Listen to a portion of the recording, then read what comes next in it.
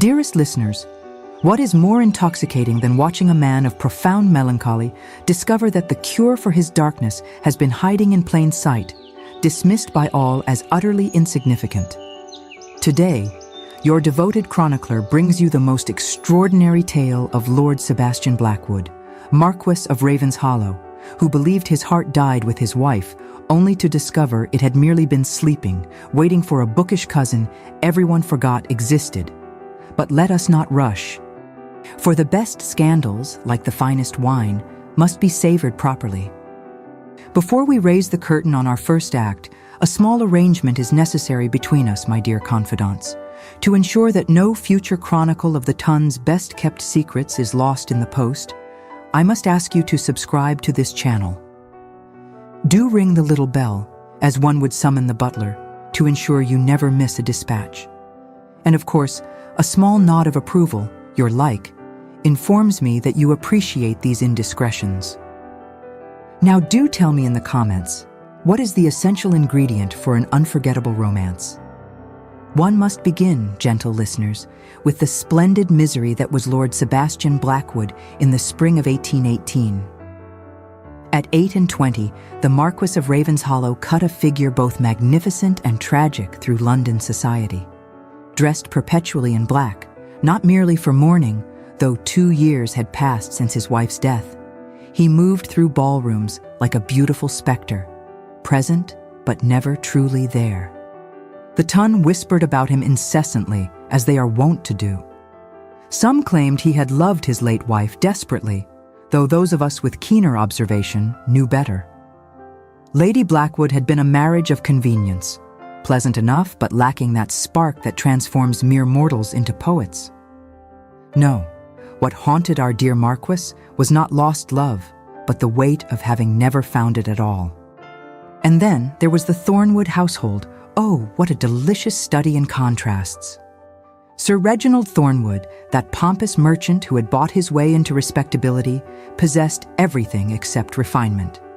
His wife, Lady Thornwood, compensated for her husband's rough edges by being twice as pretentious as necessary.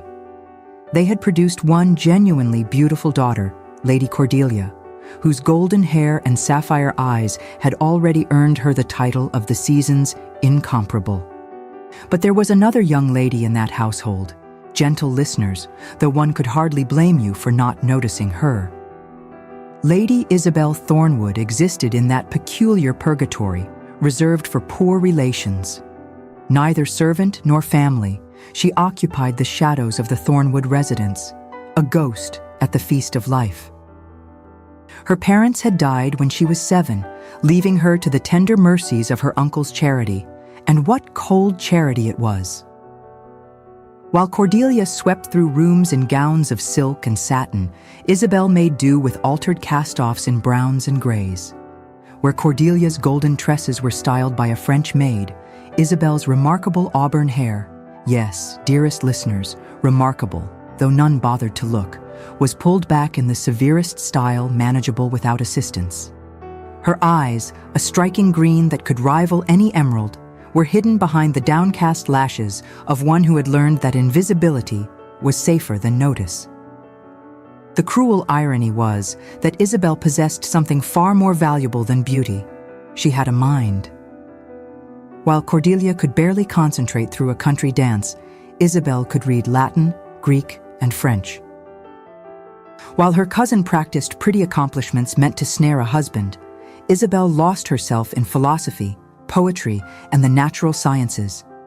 The Thornwood Library, that magnificent room that Sir Reginald had purchased along with the house but never entered, became Isabel's sanctuary.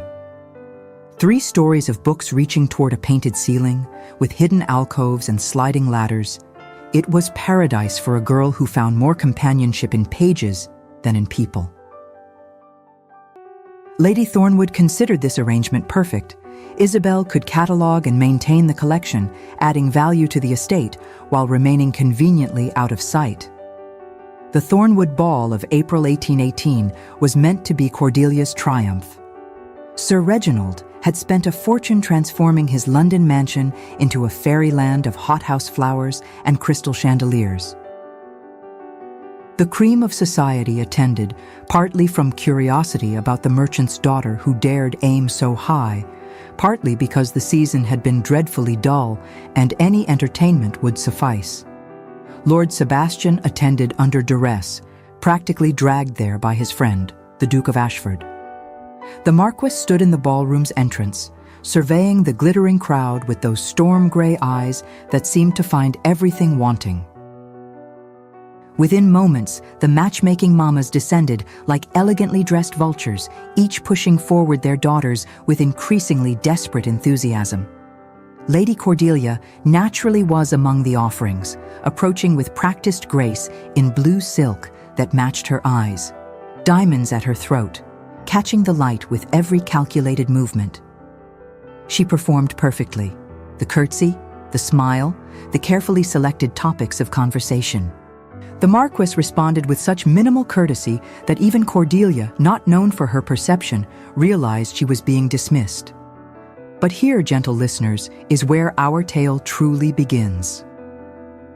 For while this painful social dance occurred in the ballroom, something far more interesting was happening on the moonlit terrace beyond the French doors. Isabel had escaped after being dismissed by Lady Thornwood, who deemed her services no longer required after Cordelia's fifth dance. She had smuggled a small volume in her reticule, Ovid's Metamorphoses in the original Latin, and had found a bench in the shadows where the light from the ballroom just allowed her to read. She was deep in the tale of Pygmalion when the Marquess burst through the doors, fleeing the persistent Lady Pemberton and her twin daughters.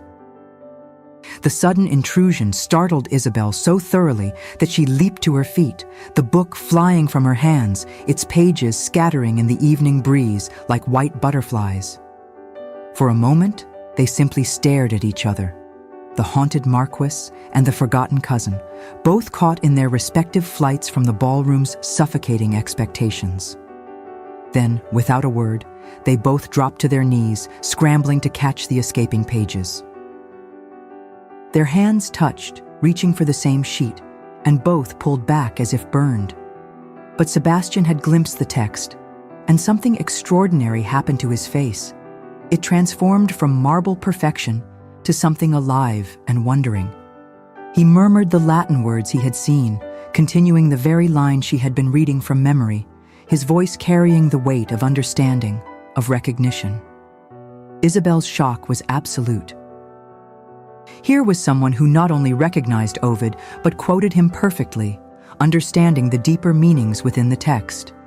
She forgot to be invisible, forgot to be proper, forgot everything except the miracle of finding another soul who knew these words. They reassembled her book together under the moon's patient light, and as they worked, they talked about transformation, about metamorphosis as metaphor, about the nature of change and grief and beauty. She challenged his dark interpretation of Ovid's tales. He marveled at her optimistic reading of the tragedies. Neither noticed how long they knelt there on the cold stones, surrounded by scattered pages, speaking as if they had known each other for lifetimes rather than minutes. The spell shattered when Lady Cordelia appeared, seeking the terrace's cool air. Her shock at finding her invisible cousin monopolizing the very gentleman who had rejected her advances was absolute. The transformation was immediate. Isabel shrank back into her apologetic persona while Sebastian's face closed like a door being firmly shut. Yet as Cordelia dragged him back toward the ballroom, chattering about proper introductions and her father's eagerness to make his acquaintance, the Marquess turned back. His eyes found Isabel across the distance, and in that glance was a promise, a question, and something that looked remarkably like hope.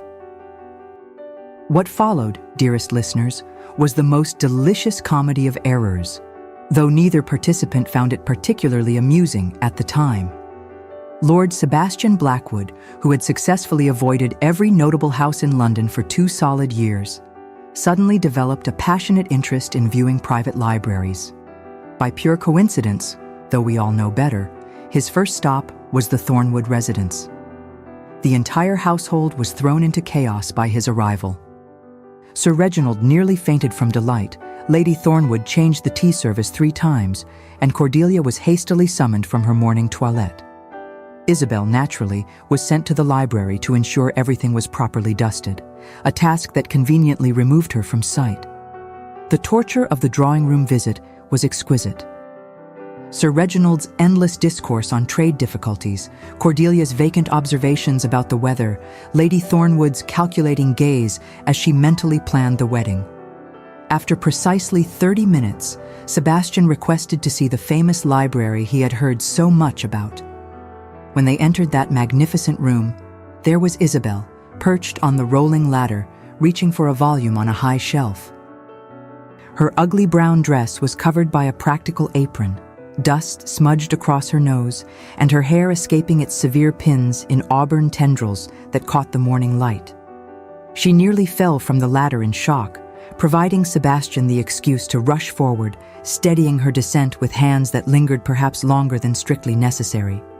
The way he looked at her, gentle listeners, as if she were a manuscript in a language only he could read. Lady Thornwood quickly maneuvered to have Cordelia show the Marquess the collection, but Sebastian insisted on having someone who actually knew the books. What could Lady Thornwood say without admitting her daughter's ignorance?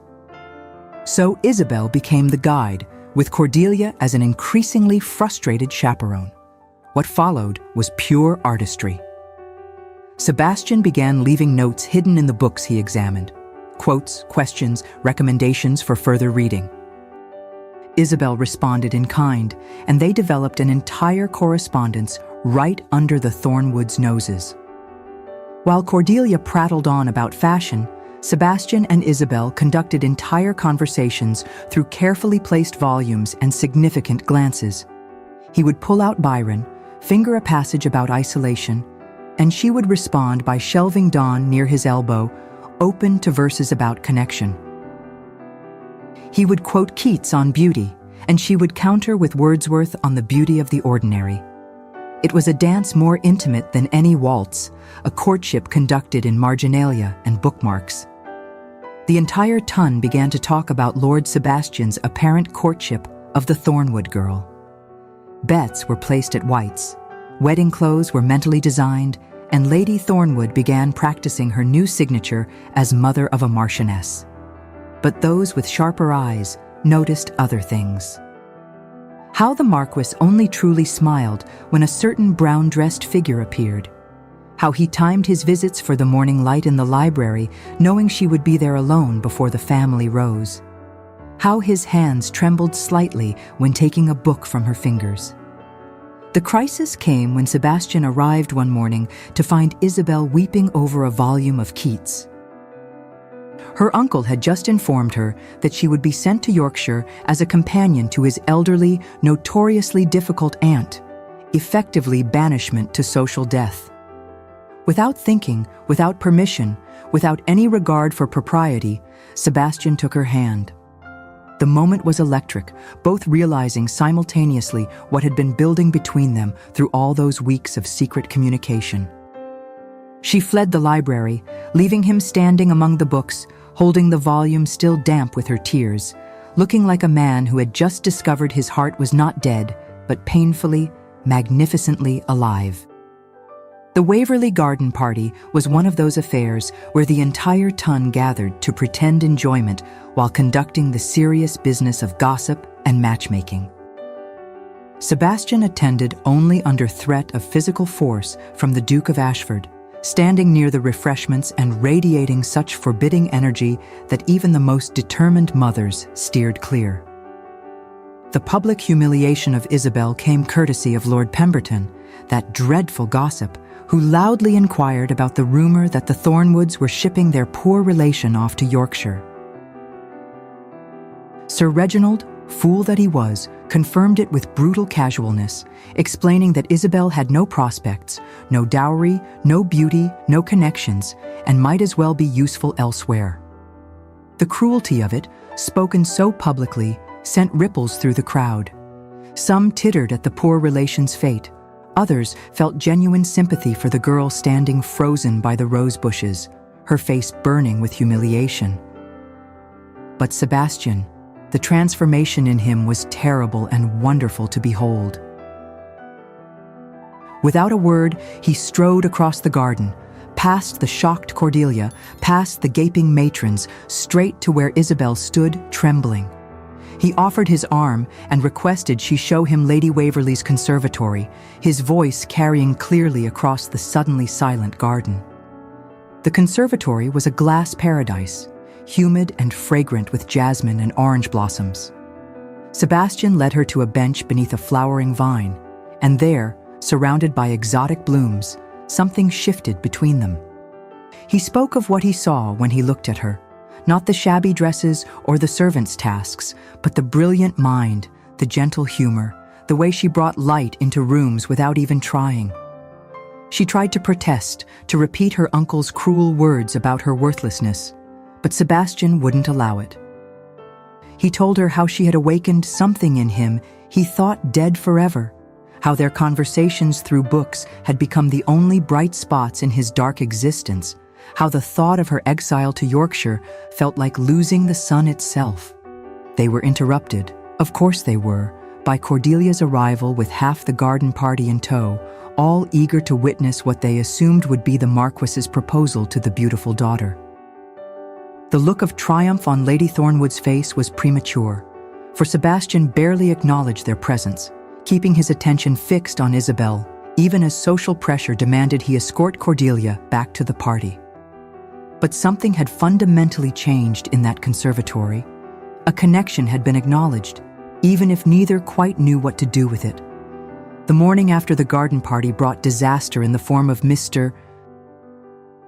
Clarence Whitmore, a recently ennobled merchant of 50 years and considerable fortune, who had approached Sir Reginald with an offer for Isabel's hand.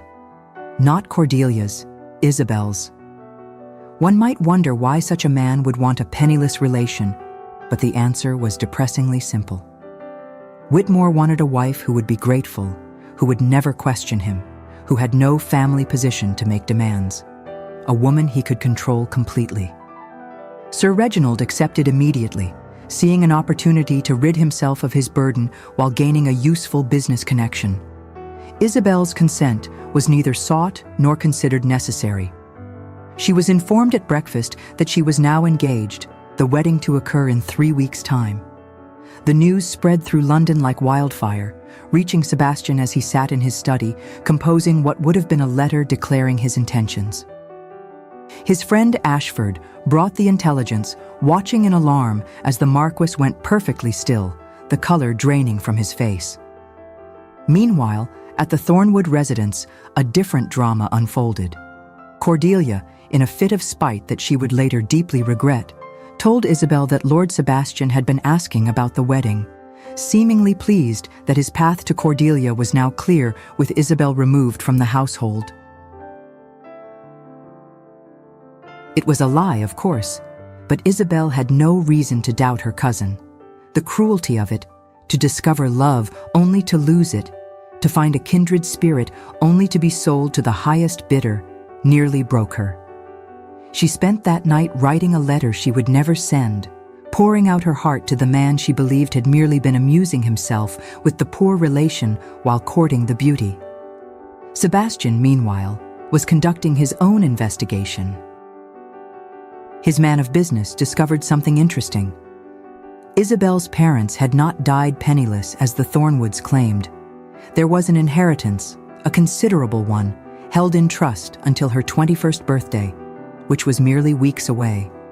The Thornwoods had been keeping this information from her, planning to maintain control even after she came of age through this rushed marriage to Whitmore. Armed with this knowledge and a determination that surprised even himself, Sebastian prepared for battle.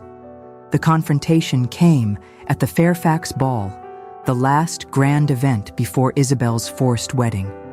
She attended under duress, dressed in one of Cordelia's cast-off gowns, hastily altered, her aunt wanting to display the family's generosity one last time before shipping her off to Whitmore's estate.